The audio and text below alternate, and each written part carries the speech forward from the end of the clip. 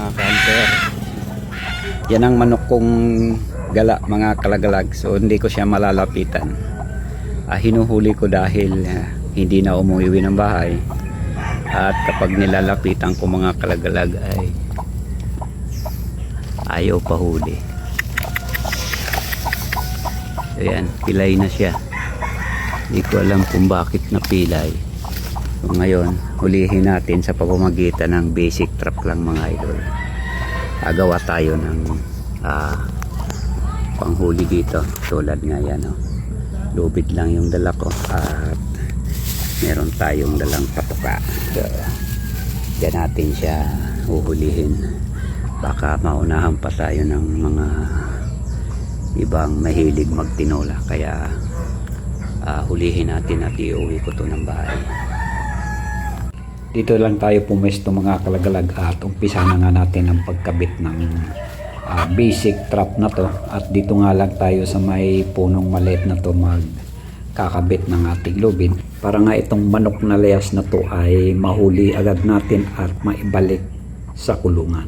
Gagawin natin ay isang buho lang, ayan, para paghila natin ay sasarap, at ito ay siguraduhin natin nakakabit dito na maigi para sa paghila natin ng lubid na to ay hindi siya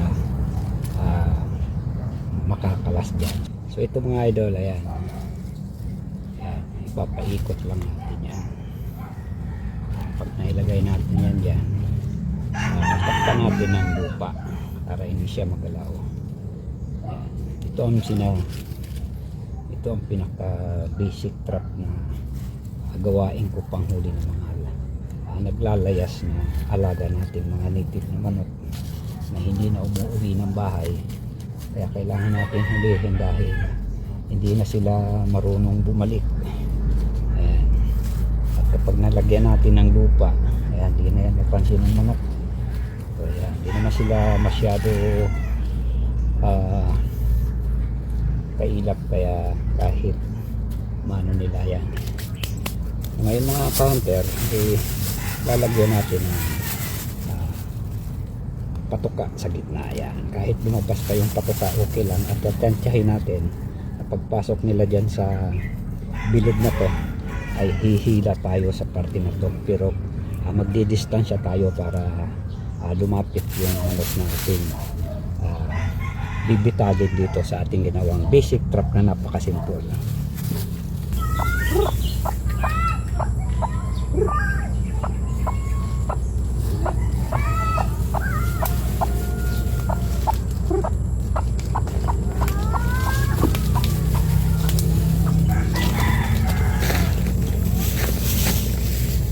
So yan mga kalagalag, lumapit na yung manok natin.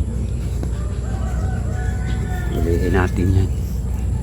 Ito lang lubid kailangan natin. Pumasok ng paa dito.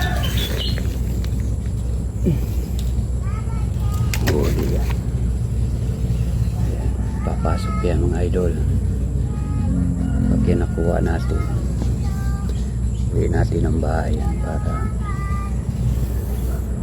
hindi pa pumapasok yung paa niya.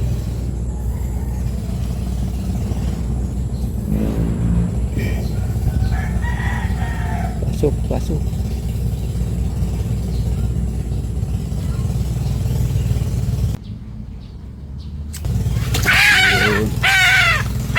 Huli mga kanter. Ganun lang ang bisa ng natin. Nagbago na pala isipan ko mga kalagalag. Hindi ko na siya ibabalik sa kulungan, kundi siya ay gagawin ko ng masarap na hapunan.